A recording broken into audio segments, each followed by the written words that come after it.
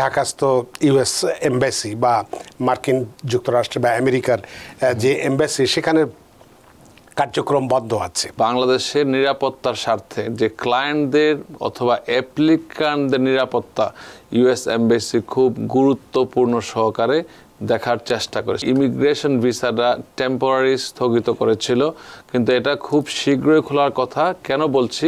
কারণ আমার ধারণা অনুযায়ী এই মাসেই হয়তো শেষের দিকে এটা রিওপেন করার কথা। সেপ্টেম্বরের ফার্স্ট উইকে হয়তোবা তারা রেগুলার কার্যক্রম রিজিউম করবে। ঢাকাস্থ ইউএস এমবাসি বা মার্কিন যুক্তরাষ্ট্র বা আমেরিকার যে এমবাসি সেখানে কার্যক্রম বন্ধ আছে।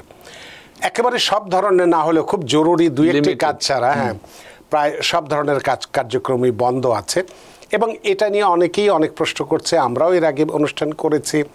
এই বিষয় সম্পর্কে আপনি যেহেতু এই কাজটি নিয়ে প্রতিনিয়ত ব্যস্ত আছেন, আপনার কাছে আপনাদের অনেক ক্লায়েন্ট আছে যারা ইতিমধ্যে ডেট পেয়েছে, তাদের কি অবস্থায় আছে, এই বিষয়টি নিয়ে যদি আপনি একটু খোলাখুলি একটু আলোচনা করেন, তাহলে যারা এই বিড়ম্বনার মধ্যে রয়েছে, অনেক টেনশনের মধ্যে রয়েছে, তারা অন্তত এ থেকে কিছুটা মুক্তি পাবে। জনাব অ্যাটর্নি মঈন চৌধুরী। ধন্যবাদ রানা ভাই। আমি সবার উদ্দেশ্যে একটা কথা বলছি, আমরা অত্যন্ত উদ্বিগ্ন। আমাদের প্রচুর ক্লায়েন্ট আছে এবং যারা কন্টিনিউয়াস আমাদেরকে প্রশ্ন করে, এবং আপনাদের সকলের প্রশ্ন যে কখন ইউএস এমবাসি আবার পুনরায় ইমিগ্রেশন ভিসা চালু করবে।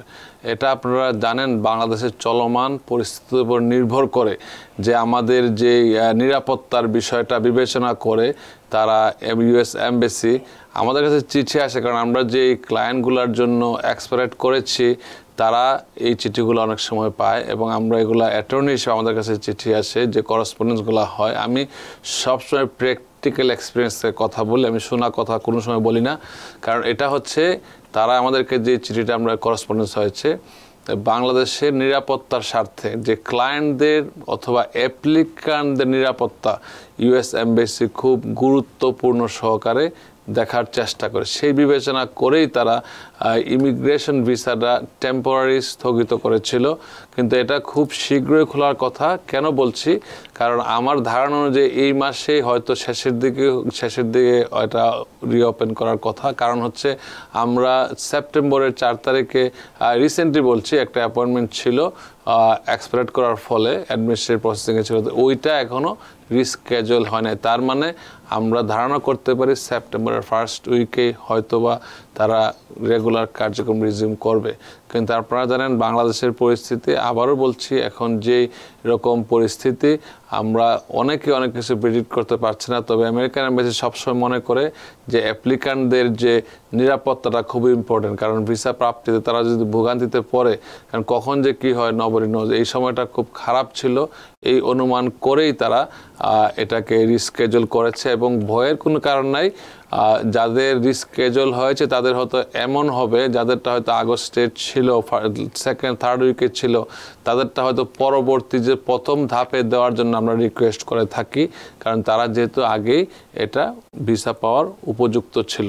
তবে অনেক ক্ষেত্রে অনেকেই সমস্যায় ভুগবে, যেটা হচ্ছে যারা এইজ আউট হয়ে গিয়েছিল বা হওয়ার সম্ভাবনা আছে বা হয়ে যাবে, ওই ক্ষেত্রে তারা একটু বিড়ম্বনার মধ্যে পড়েছে। আপনারাও জানেন যে দেখা গেল যে 1 সপ্তাহ পরে যদি ইন্টারভিউ হয়, সে হয়তো এইজ আউটের মধ্যে পড়ে যাবে। এক্ষেত্রে আমরা আশা করি ইউএস এমবাসি, আমরা যখন করেসপন্ডেন্স করে তাদের সাথে বলার চেষ্টা করি যে এইজ আউটগুলো খুবই গুরুত্ব সহকারে যেন খুবই তাড়াতাড়ি দেখা হয়, এবং তাদেরকে ফার্স্ট অ্যাভেলেবল টাইমে যেন ডেট দেওয়া হয়, তারা যেন ভিসা পেয়ে চলে আসতে পারে। সো এক্ষেত্রে আপনাদের অপেক্ষা করতে হবে, এবং যদি আপনাদের কোনো অ্যাটর্নি থাকে তারা হয়তো ইউএস এমবাসির সাথে করেসপন্ড করতে পারলে হয়তো একটা রেজাল্ট পাবে। সব ক্ষেত্রে গ্যারান্টি দেওয়া যায় না, এবং এমবাসির কার্যক্রম এখন যদি লিমিটেড, তবে চেষ্টা করা যেতে পারে তারা করেসপন্ডেন্স করে, কিন্তু ভিসা যে ইস্যুটা এখন স্থগিত আছে। আশা করি এই মাসের শেষের দিকে অথবা নেক্সট মাসের ফার্স্ট উইকে হয়তো এটা শুরু করার কথা।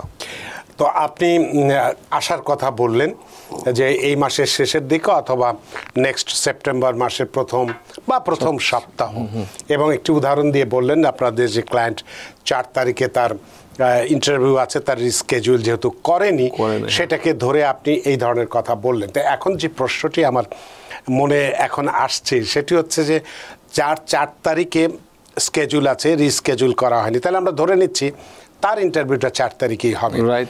তাহলে ইতোমধ্যে অর্থাৎ যাদের এই জুলাইয়ের এই গন্ডগোল হওয়ার পর থেকে যখন ইউএস এমবেসির ঢাকার এমবেসির কার্যক্রম বন্ধ করে দেওয়া হলো, এবং এর মধ্যে যাদের সে জুলাই বা আগস্টে যাদের স্কেজুল করা ছিল তাদের বিষয়টা কি, তারা কি বিড়ম্বনার মধ্যে পড়বে? তাদের বিড়ম্বনাটা এটা আমরা এটাই এমবেসিকে বোঝানোর চেষ্টা করছি যে তাদেরটা যেন ফার্স্ট অ্যাভেলেবল ডেটে দেওয়া হয়, কারণ তারা তো অনেকদিন অপেক্ষা করছে। এইভাবেই তারা করার কথা, ফার্স্ট অ্যাভেলেবল ডেটে দেবে, কারণ ফার্স্ট কাম ফার্স্ট সার্ভ, যারা প্রথমে যাদের দেওয়ার কথা তাদেরকে প্রথমেই দেবে। যারা স্কেজুল হয়েছিল তাদেরগুলো ঠিক রেখে, যাদের স্কেজুল হয় নাই, যাদেরকে স্কেজুল করা হয় নাই, আর যাদেরকে করা হয়েছে এটার মধ্যে কম্বিনেশন করে যাদের ক্যান্সেল যাদের করা হয়েছে তাদেরকে ফার্স্ট অ্যাভেলেবল ডেটে দেওয়ার কথা। এটাই হওয়ার কথা সচরাচর, মানে এটাই হয়ে থাকে। এটাই আমরা প্রত্যাশা করি, এই জন্য করসপন্ডেন্স করার চেষ্টা করি ইউএস এমবেসির সাথে। তার মানে আপনারা যেহেতু আপনারা এই পেশার সঙ্গে যুক্ত এবং এই ক্লায়েন্টগুলো আপনাদের একেবারে সন্তানের মতো, আত্মীয়ের মতো, সুতরাং তাদের বিষয়গুলোকে আপনারা সবচেয়ে বেশি প্রায়োরিটি দেন এবং কর্তৃপক্ষের সাথে সেইভাবে যোগাযোগ করার চেষ্টা করেন। তারা যেন ফার্স্ট অ্যাভেলেবল ডেট, যাদেরকে আপনার মানে রিস্কেজুল করার, যাদেরকে স্থগিত করা হয়েছে, যারা ভিসা পোস্টপোন করা হয়েছে, তাদের ইন্টারভিউ নেওয়া হয় নাই, আমরা চাচ্ছি তাদেরটা যেন ফার্স্ট অ্যাভেলেবল ডেটে যেন তাদেরকে নেওয়া হয়। That is very important. Available ডেটটা কিভাবে আসবে? কারণ এর মধ্যে তো যাদেরকে দেওয়া হয় তারা সাধারণত খুব বেশি লেংথি দেয় না, ডেট দেয় না, হয়তো 1 মাস বা 2 মাস, তো ওই এর পরের তাদেরকে দেওয়ার চেষ্টা করবে। তারপরে আবার এক্সপায়ার্ড করা হয়।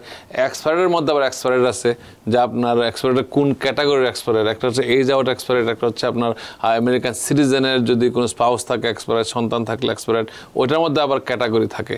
সেক্ষেত্রে তারা চেষ্টা করবে অ্যাকোমোডেট করার সবাইকে। কিন্তু আপনারা জানেন এই যে বাংলাদেশের ঘটনা, এটা তো অপ্রত্যাশিত, এটা তো কারো ইচ্ছার করে নাই। আমেরিকা এম্বাসি অ্যাটলিস্ট তাদের কাছে তো এরকম কোনো সুযোগ ছিল না যে কন্টিনিউ করার, তার বাধ্য হয়েই নিরাপত্তার স্বার্থে এটা রিস্ক মানে পোস্টপোন করতে হয়েছে। এবং তারা চায় না কোনো ক্যাজুয়ালিটিস বলতে, তারা চায় না কোনো অপ্রীতিকর ঘটনা ঘটুক ইউএস এমবেসির মানে যে এন্ট্রেন্সে, অথবা যারা ভুক্তভোগী যারা, তারা হয়তো ভিসা নিতে আসতে গিয়ে তারা হয়তো বিভিন্ন বিড়ম্বনার শিকার হবে। অনেক গাড়ি ঘোড়া বন্ধ ছিল, ট্রান্সপোর্টেশন ছিল না, জ্বালাও পোড়া হয়েছে, তো তারা এই রিস্কটা নিতে চায় নাই দেখে তারা ভাবছে যে এটা উচিত হবে কিছুদিন স্থগিত করা। তো এক্ষেত্রে তাহলে আপনি যেটা বললেন যে আপনারা কর্তৃপক্ষের সঙ্গে কথা বলছেন, বা যে স্কেজুলটা মানে অ্যাভেলেবল ডেটের মধ্যে যাদেরকে হয়ে গেছে তাদেরকে রাখার জন্য, কিন্তু আবার পাশাপাশি এই কথাটাও বললেন যে অনেকের এজ আউট হয়ে গেছে, তাহলে তাদের ব্যাপারে আপনারা যদি সে তার তো এজ আউট যদি হয়ে যায়, তার ইন্টারভিউটা কি হবে না? বা সেক্ষেত্রে যদি নির্ধারিত সময় যদি হতো। অতীতে এই প্রোগ্রামে বলেছি, দেখা যাচ্ছে অনেকের ক্ষেত্রে অনেকের মেডিকেল হয়েছে, অনেকের সব কিছু ডান, আগের দিন বলবে তোমার সন্তানকে নিয়ে আসার প্রয়োজন নাই, কেন? সে সিএসপিএতে কোয়ালিফাই করে না। তো সিএসপিএটা খুবই ইম্পর্টেন্ট এবং আপনাদের উচিত হবে একজন অ্যাটর্নির সাথে কথা বলা ফাইনাল ডিসিশন নেওয়ার আগে। আমরা সবসময় করে থাকি, কিন্তু খুব সবসময় যে কার্যকর এই কথাটা বলা যাবে না। কেস বাই কেস ডিপেন্ড করে, কবে অ্যাপ্রুভ হয়েছে, কবে রিসিপ্ট হয়েছে, কতদিন পেন্ডিং আছে, কোনো ইমার্জেন্সি ছিল কিনা, ইউএস এমবেসির কোনো গরিমাসি ছিল কিনা, ওইটার উপর অনেক কিছু ডিপেন্ড করে। তবে 100% গ্যারান্টিতে কেউ বলতে পারবো না যে আপনার এই যাওয়ারটা ওরা বাদ দেওয়ার পরে যে হবে, কিন্তু উই ট্রাই আওয়ার বেস্ট, আমরা চেষ্টা করি, অনেক ক্ষেত্রে হচ্ছে। তাহলে এই ক্ষেত্রে আরেকটি প্রশ্ন, যে সেটা হয়তো ইমিগ্রেন্ট ভিসা বা অন্যান্য ভিজিট ভিসার ক্ষেত্রে হয়তো অতটা জরুরি না হলেও, স্টুডেন্ট ভিসা মনে করুন যে যার একদম ওই শেষ মুহূর্তে তার হয়তো জুলাই মাসে বা আগস্ট মাসে তার একটি ইন্টারভিউ ডেট ছিল, সে এসে সেপ্টেম্বরে তার এখানে কোর্সে যোগদান করবে বা বিশ্ববিদ্যালয়ের ক্লাসে অংশগ্রহণ করবে বা কলেজে করবে, তার ক্ষেত্রে কি হবে? দেখেন, ট্যুরিস্ট ভিসা, স্টুডেন্ট ভিসা তারা কিন্তু দিতে বাধ্য না, আমেরিকা এমবেসি কখনো দিতে বাধ্য না, কিন্তু আমরা পার্সু করতে পারি আমাদের সব এবিলিটি দিয়ে, সব যোগ্যতা দিয়ে, কোয়ালিফিকেশন দিয়ে আমরা লাইনটা তার যাওয়ার যোগ্য। কিন্তু আনফোরসিন সিনগুলা তারা কিন্তু খুব একটা যে গুরুত্ব সহকারে দেখবে এমন না। এটা ডিপেন্ড করে অনেক সময় এই যে বাংলাদেশের বর্তমানে আইন যে চলতেছে, যে দুর্ঘটনাটা ঘটে গেল, যেরকম আনরেস্ট, পলিটিক্যাল আনরেস্ট ছিল, এটা তো কারো কাম্য ছিল না, কখনো কেউ জানতো না। সো এটা সবাইকে স্বীকার করতেই হবে। এটা যে 2 সপ্তাহ 3 সপ্তাহ বন্ধ, এটা কিন্তু কারো হাতে ছিল না, ইউএস এমবেসিও জানতো না, আমরাও জানতাম না, কোনো ক্লায়েন্টও জানতো না।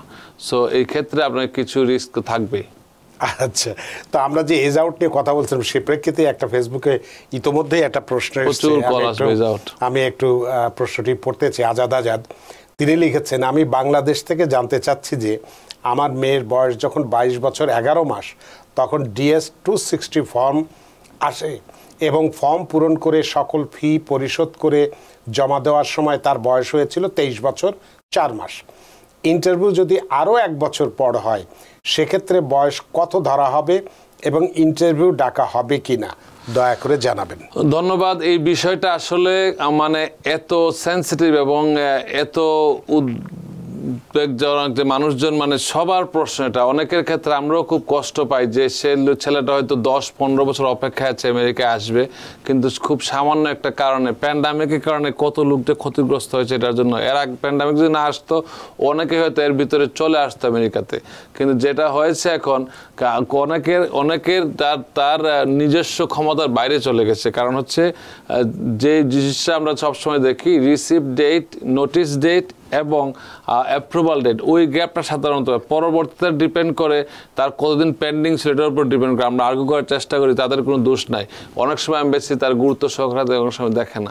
সো এই ক্ষেত্রে আপনি যখন চিঠি পাবেন, এইজ আউট তারা যখন বাদ দেবে তখন আর বুঝবেন এইজ আউট হয়ে গেছে, তারপরে আপনি যোগাযোগ করতে পারেন। এর যদি এইজ আউট যদি মনে করে যে ভিসা নাম্বার অ্যাভেলেবল, তখন চাইলে আপনি এক্সপায়ার করার চেষ্টা করতে পারি আমরা, যে এইজ আউট হয়ে যাচ্ছে ভেরি সুন, তাকে এক্সপায়ার করার ব্যবস্থা করা হোক। কারণ সে যেহেতু এটা তারা গুরুত্ব সহকারে খুব দেখে যে এক্সপায়ার এইজ আউট হয়ে যাবে, তাকে যেন আগে প্রেফার দেওয়া হয়।